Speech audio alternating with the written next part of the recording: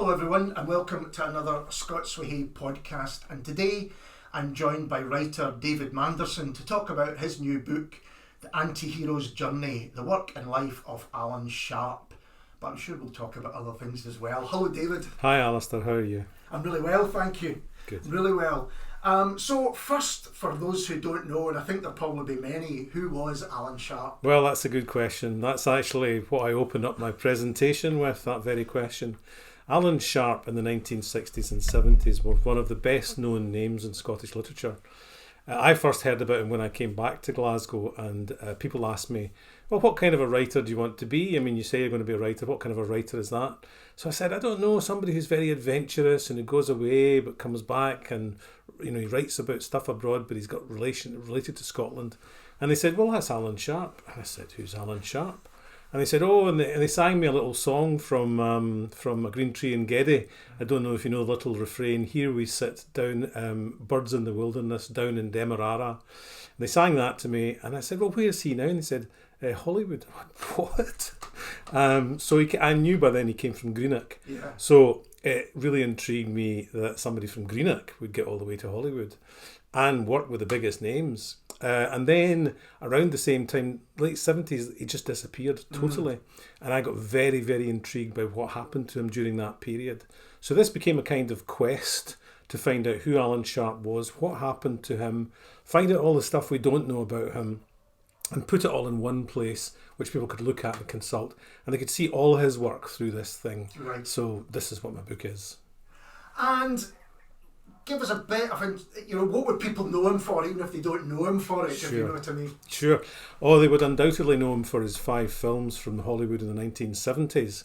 And the film that they would probably know him best for is a film called Night Moves, which was directed by Arthur Penn, who's one of the truly great names of New American Hollywood.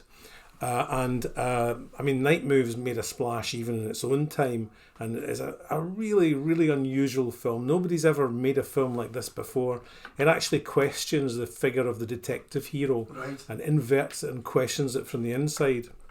So Night Moves was probably the one that people would be most familiar with, but I think they would also be very familiar with the film called Ulzana's Raid, which was directed by Robert Aldrich, another of these top figures from New American Hollywood. I mean, a director who'd been at the top of the tree for many, many decades. And in that film, Burt Lancaster stars as this anti-hero called, oh God, the name escapes me. It'll come back to me. A scout, a Scottish, half Chippewa Indians, half Scottish scout who works for the American Army, tracking down the Apache who've escaped from their reservation. It's a brutal film. It's a film that shows violence very graphically, and that was its point, because it was an analogy for the Vietnam War, which was raging at the time. Came out in 1972. If they've heard of Alan in other ways, they've probably heard of him from The Hired Hand, which was the first film which he made with Peter Fonda. Right. And he also made a film called The Last Run, which was in 1974 with George C. Scott in the leading role. He made a couple of other films as well in Hollywood, but those are the biggest ones. The other way in which Alan was famous in his own time was for his very first novel, which was called A Green Tree in Geddy, which came out in 1965. And that was banned for its graphic sexual content by Edinburgh Public Libraries. And that really made it. I mean, it sold a bucket load as part of that. So Alan was a very well-known figure of the 60s and 70s, and then nothing for many, many years. And was he known at the time as a successful Scottish writer, or what was his standing in kind of the Scottish literary world? Well, he definitely had it. Unlike every other Scottish writer of the time, he went away. The motto of A Green Tree in Geddy is, if you don't go away, you can't come back. Yeah. So there's this idea of reflecting back on where you come from. So he was very unlike Archie Hind. He was very unlike William McIlvanney or Alistair Gray or any of these, or Jim Kelman, or any of these people who were coming through at the time. But like them, he was a working class writer. He was known about because, quite unexpectedly, he won the 1967 Scottish Arts Council Prize of £1,000. And the two runners-up were Archie Hind and William McIlvanney. Wow. So this was like, it blew everybody away because everybody expected Archie Hind to get it. Right. And I think Archie Hind was very deserving of such recognition. But there was something different about Alan's book that really captivated people. I asked a friend of mine, Carl McDougall, who is sadly no longer with us, to read Green Tree and Geddy and tell me whether he thought it deserved it.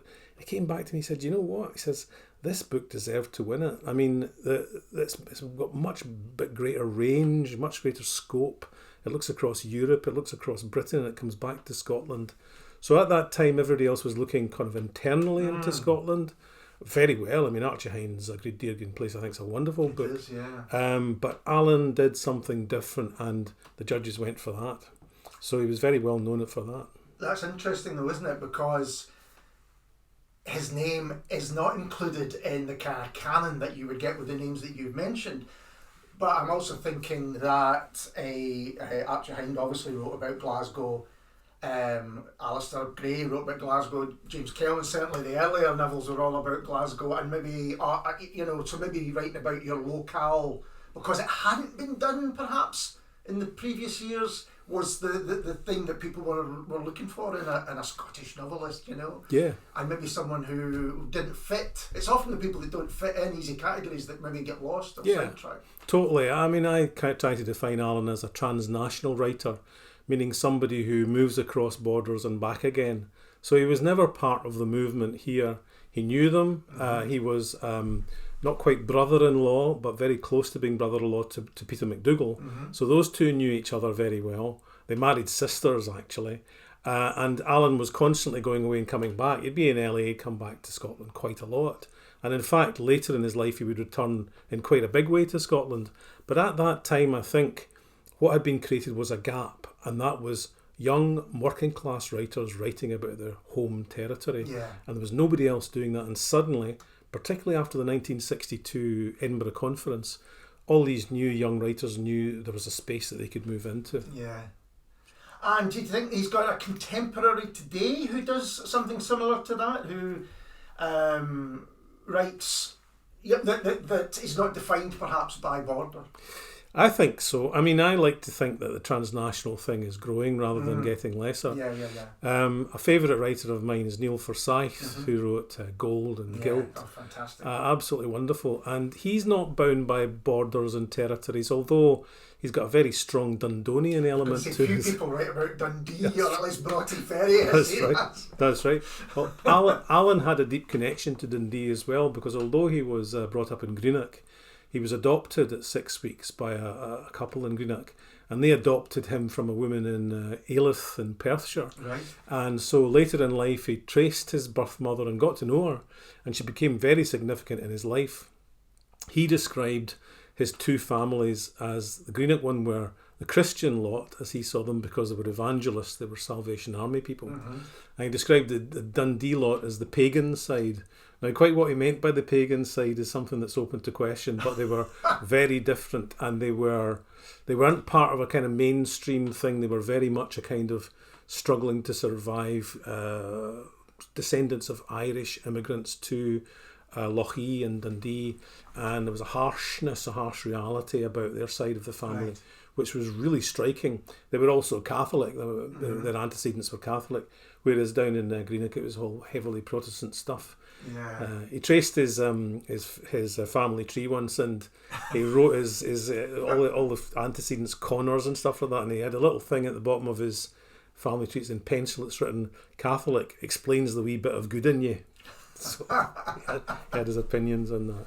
So were there all sorts of things like that you discovered about him while you were doing the book? Things that you had no idea you were going to. Yeah, find? Totally. I mean, it was a minefield of unknown stuff. I mean, he was married 4 times, and each of those marriages was a history in itself.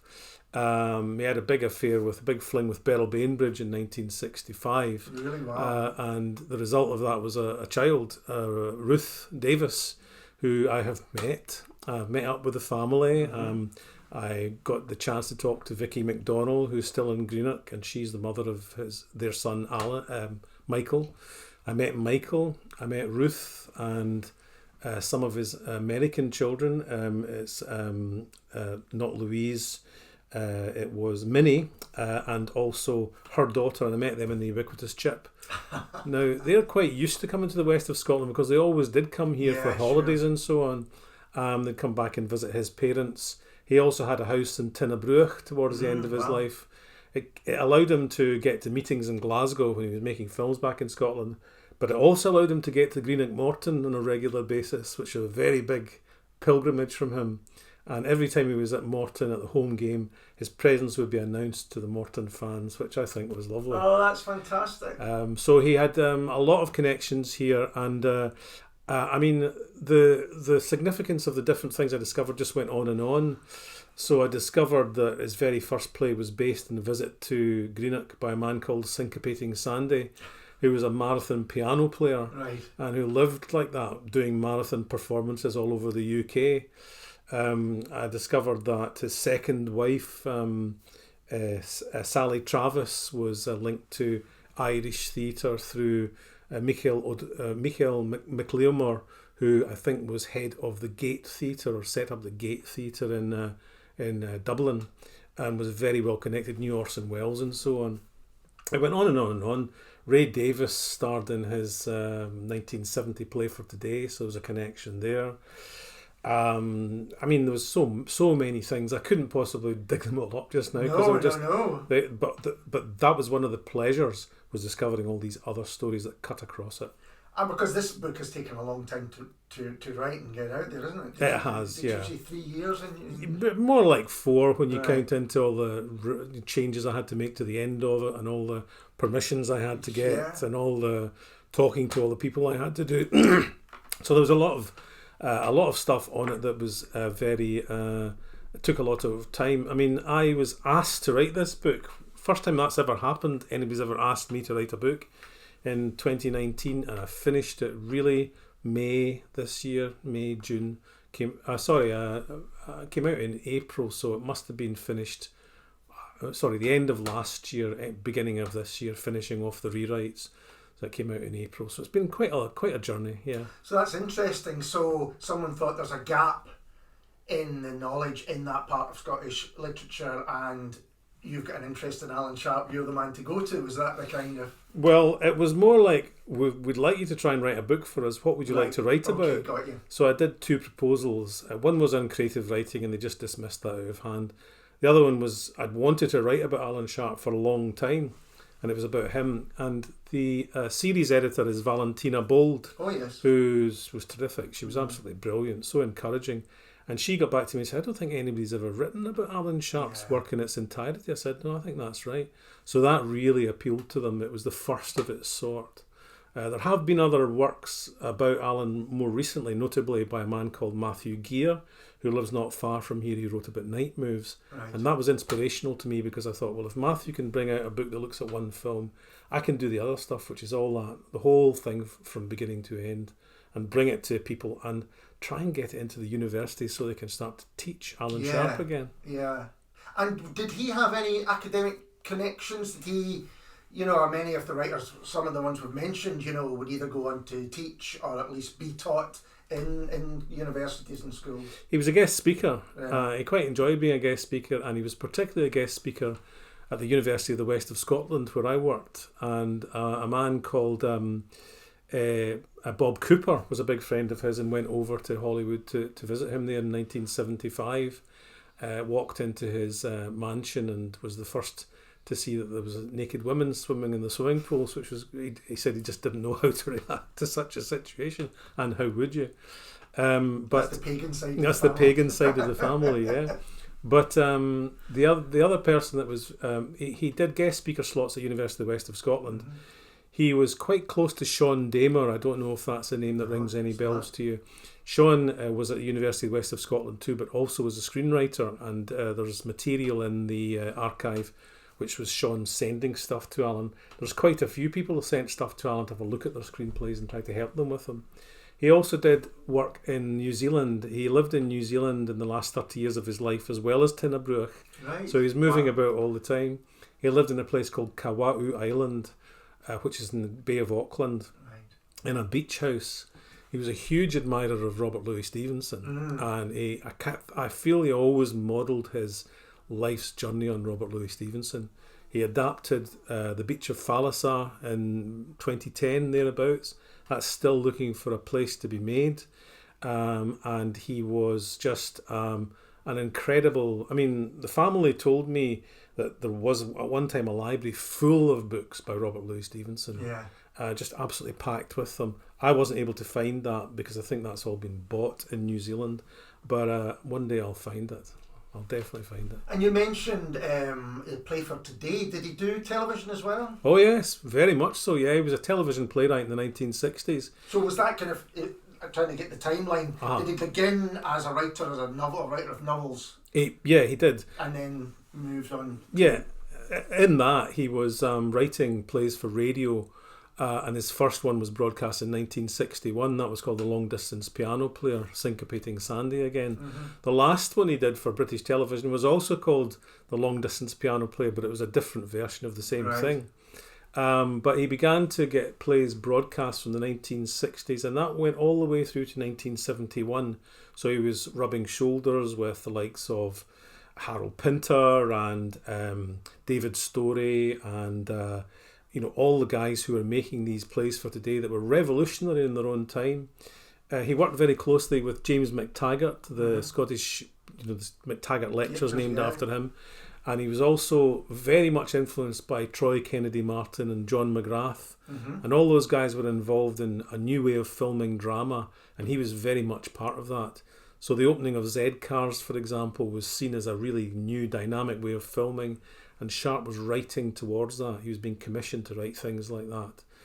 He wrote a Wednesday play that was set in Glasgow in 1965. It's called A Knight in Tarnished Armour. Right. It's the very first time he wrote about private detectives, but not the last, because Night Moves is very much linked to that.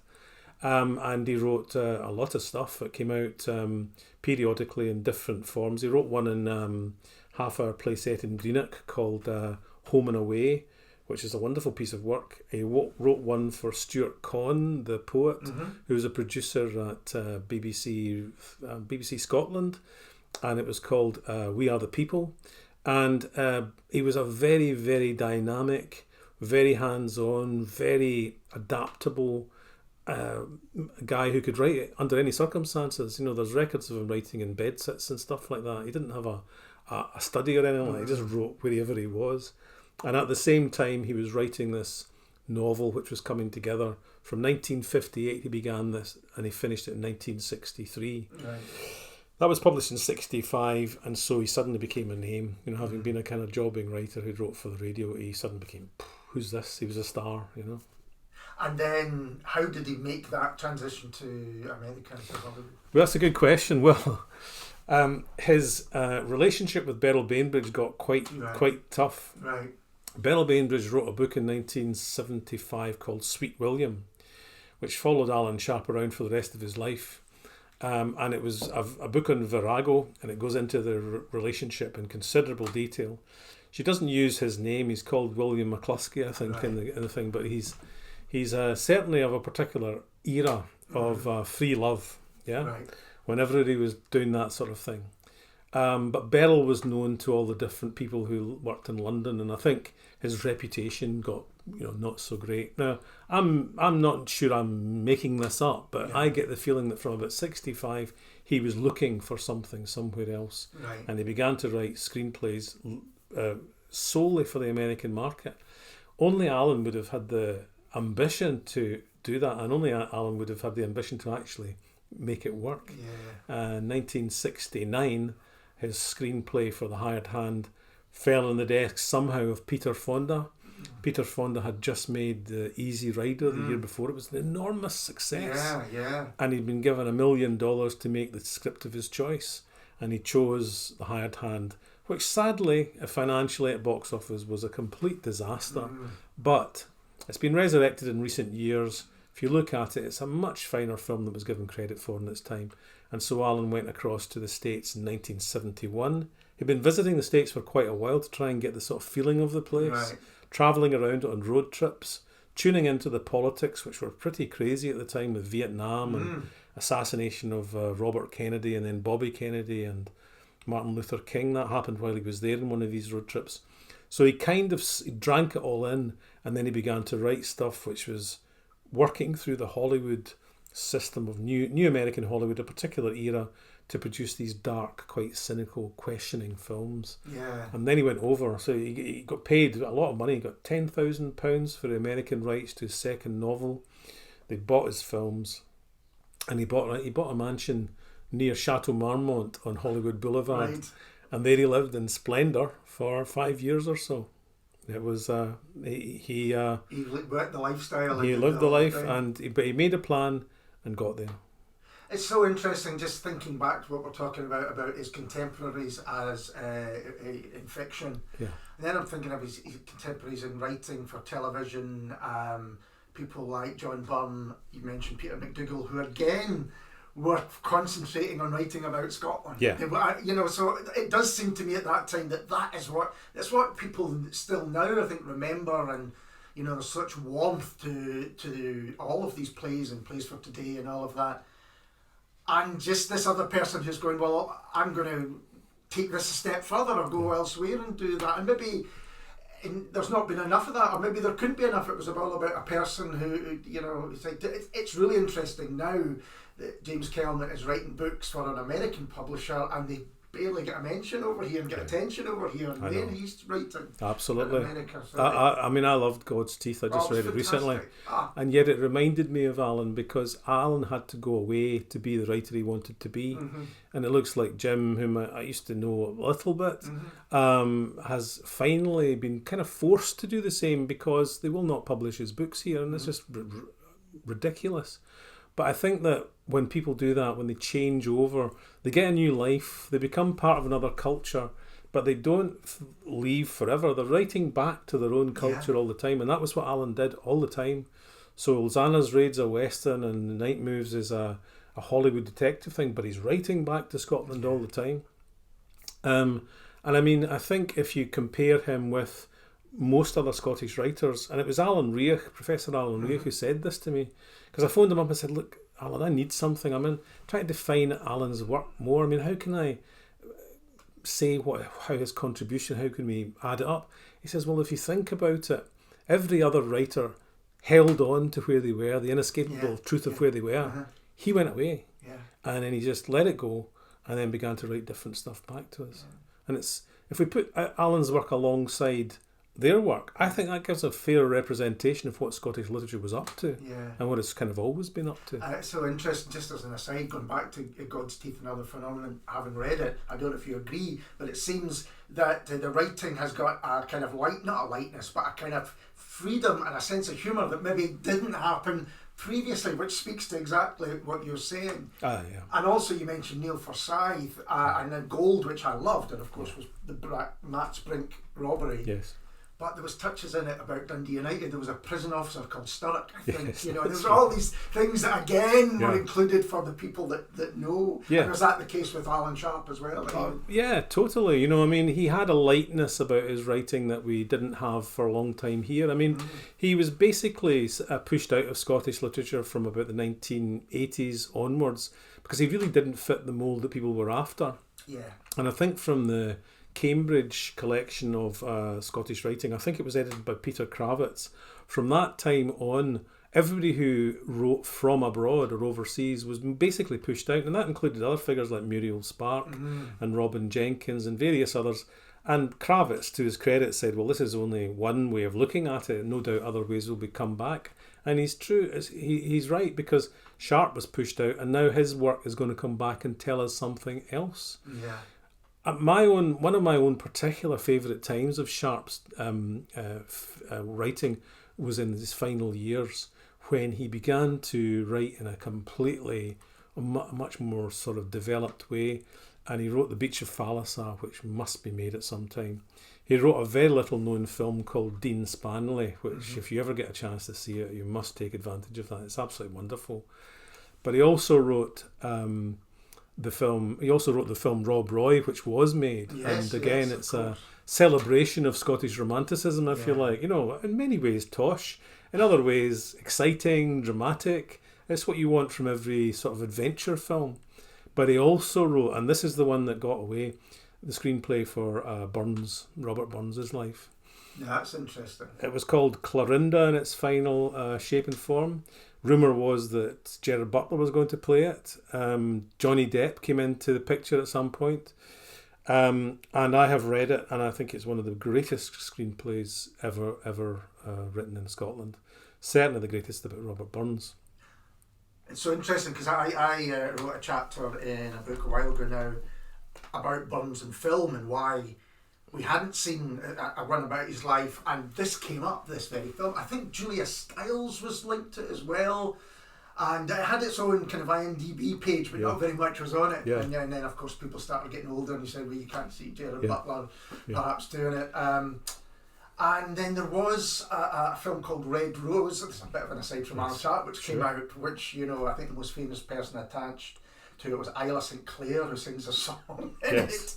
But that's really interesting. So that was going to be going ahead, and yet, and still to this day, we're waiting on a book still or to a this, film on Burns. Yeah, still to this day, we don't have a good film about Burns, but I have read your chapter, Alan. Oh, have you? Okay. I think it was in Fickle Man, That's wasn't right, it? yeah. I thought that was a wonderful collection, and I thought your essay was right up there with all the stuff in it. I mean, I wrote the chapter about Burns, or Burns and Rob Roy, because I wanted to say that this film needs to be made. Now, that doesn't mean it's going to be made, but I mean, Alan Sharp managed to give a portrayal of Robert Burns which was the most complete one I've ever heard of.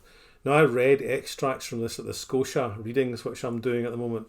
I've read quite a bit, and I like reading and stuff. I'm okay at it, but I have never had a response like this one. Right. The place just went silent. Oh, wow. And in that audience were publishers, poets.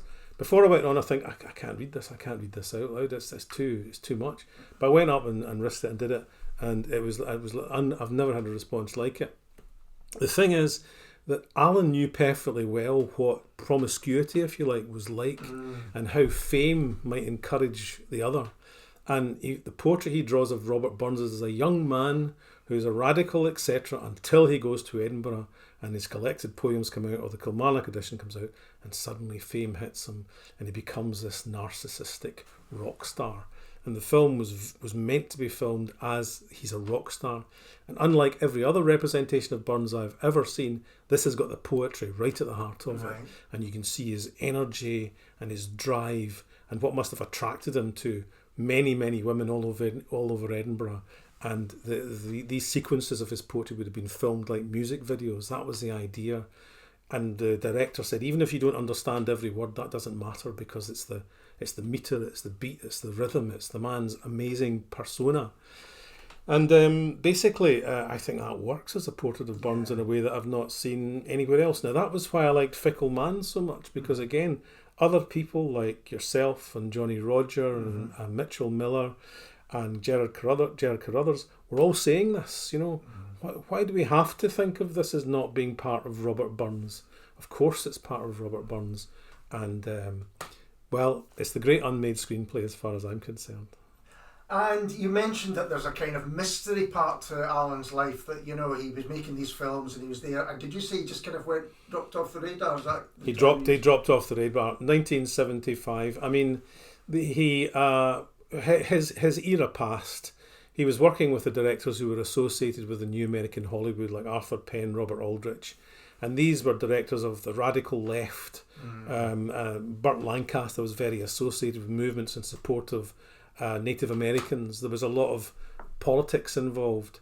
With the coming of Jaws and Star Wars, we returned to the world of fable and legend and mythical beasts. And suddenly all that stuff was completely out the window. They weren't going to have any more dark films anymore. So Alan's last film was Night Moves. It didn't make a lot of money at the box office. And he struggled for work for quite a number of years. Okay. He also had a breakdown at this time. I think he lost a lot. He separated from his third wife, Liz Sharp. That was a very, very severe blow. He wrote an essay which appeared in a collection called A Dream of Perfection, which was edited by Ian Archer and Trevor Royal, which was quite an unusual pairing. Ian Archer, the sports? Yes, okay. Yes. So it was half football, half literature. Okay. And Alan's essay in it, which is called A Dream of Perfection, he's in the middle of a breakdown, absolute breakdown. So he had his time when things weren't going well for him. During this time, he asked all his family members to come to LA. He met them all, and he decided his kind of priorities changed. Yeah. He decided to bring his families, plural, together, and he spent the rest of his life doing that. So the Dundee Strand and the pagans and the Christians. The pagans and the Christians. Yeah, he brought the Margaret and her two daughters from. They were then living in London. Michael from Greenock, Beryl Bainbridge from London, and her daughter Ruth, and his two American children all together. And they didn't know they had siblings until this time. Oh wow! I think they were on their way, and they were told, you've got 6 or 7 brothers or sisters. Oh, what? And they met, and he took them all on holiday to a place where he lived called Sea Ranch, which is in California. Mm-hmm. And then he asked, would they like to come and live with him in New Zealand? And to every one of them said, no, no, it was too much. But they got to know each other, and he fostered the relationships between them from that time on. He was constantly revisiting. He was coming in. He was inviting them to stay, he'd bring them over. He'd pay for them to go over to New Zealand to spend time with them. He built the families. And I've got pictures which I think are very moving from near the end of his life of the whole family gathered in LA for his 70th birthday, for example. And it's just like a tribe who've all made up their differences, hopefully. There's a lot going on under the surface that I can't ask them. Of course. But the fact that they were there in the first place kind of says. Yeah. That's right. And when you were researching the book, did his name come up in any unexpected places, like in the indexes of books that you wouldn't have expected? Oh, all the time. Yeah. Kind of biographies of people who worked in film. Yeah.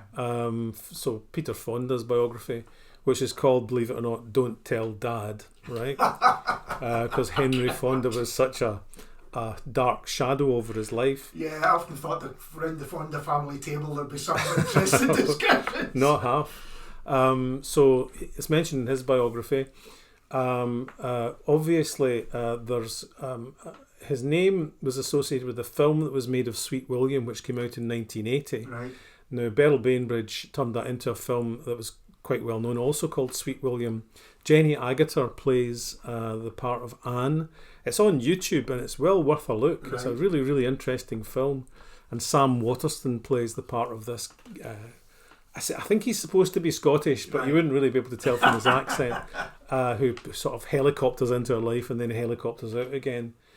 There's memoirs that mention him in passing, like there was a film stars thing who says, oh wow, Alan Sharp, yeah, I just heard he shot his dog, and apparently he did take one of his dogs out. I think the dog was due to be taken to the end of his life. He didn't do it in anger or anything like that, but it was a terribly Alan sort of thing to do, to take the dramatic kind of line. And he crops up in other people's memories all the time. Yeah. When I got the book out and sent out tweets about it, I got lots of people coming back from all over the States saying, oh, he's one of my favourite screenwriters.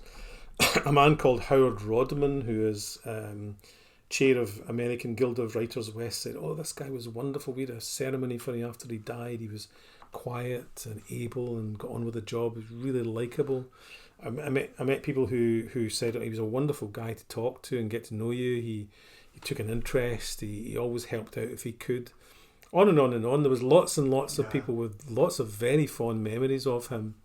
And I guess there were some people who felt maybe slightly differently and maybe didn't. But I've met the family. I've met the former partners.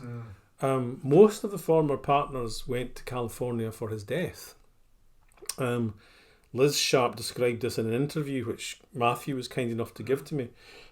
Believe it or not, in California, when somebody's dying, they have a kind of home death. Right. So everybody comes in and it's a good way to go, as it were. And she said, I wish you could have been there to see what it was like. And most of the former partners turned up and were there and saw him out. And I mean, I think that probably speaks more than anything about... It speaks very well often, doesn't it, really? Yeah. And you mentioned he was in New Zealand a lot and he stayed in New Zealand. Was he known in New Zealand? Oh, yeah. I mean, I don't know if you know Liam McIlvanney. Yeah. I've had him on the podcast. Oh, from good. New Zealand. Oh, right. Well, I've been in touch with Liam. Yes. And Eleanor Bell at Strathclyde tells me that one day Liam was sitting in a cafe somewhere, Auckland or somewhere, And he looked up and said, "That's Alan Sharp walking past." So, and it was. Alan went to whichever university it is that Liam's in, I'm not sure which one it is, and became a guest speaker there quite frequently. He also worked with Sean Damer, who was doing a sort of a session over there as a teacher of screenwriting. So yeah, he was around New Zealand a lot. The film Dean Spanley was a New Zealand film, and it was commissioned as part of the New Zealand film movement towards making films in and about New Zealand. There was a bit of controversy about it because it's got very little to do with New Zealand. It's actually set in England, but it had an Irish cast and a New Zealand cast, and Sam Neill is in it, for example, playing the part of Dunsany, the man who, after he's a couple of drinks of Hungarian wine, turns into a dog in his own imagination.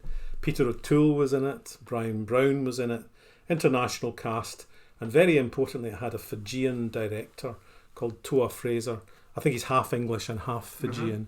And he brings to it a kind of Pacific mythology, which I think really made it a different type of film.